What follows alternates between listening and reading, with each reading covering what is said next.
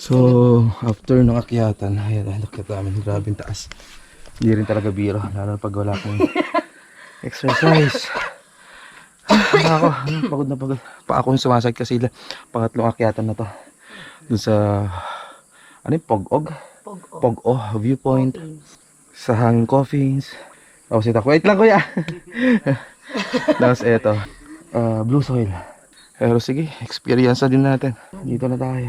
So yung dinaanan pala namin yung pabaliktad na sinasabi na yung sa may likod niya. Mas maikse. Pero kung gusto mo ng view, kasi madadaanan mo yung Marlboro Hills daw. Pero dapat sunrise or maaga kayong pumunta doon. Ito naman sa kabila, mga 1 to 2 hours na lakaran. So ito is mga 30 minutes lang. Pahinga muna. Inom ng tubig kasi wala kami dalang tubig. Buti lang may tindahan dito.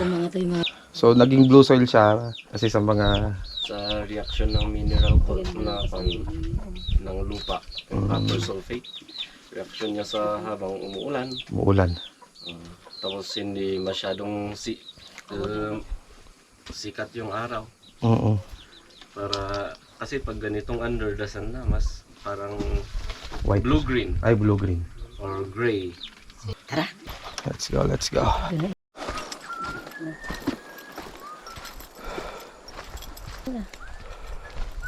Yan na, natatanaw na. Konting-konti na. Tayo. Konting isa na.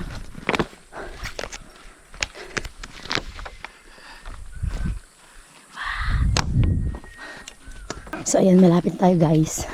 Konting na lang ng pawis natin. So pag narating mo tong dami pine trees na to, malinis ang baba. Senyalis na malapit na. Yun na, matanaw na.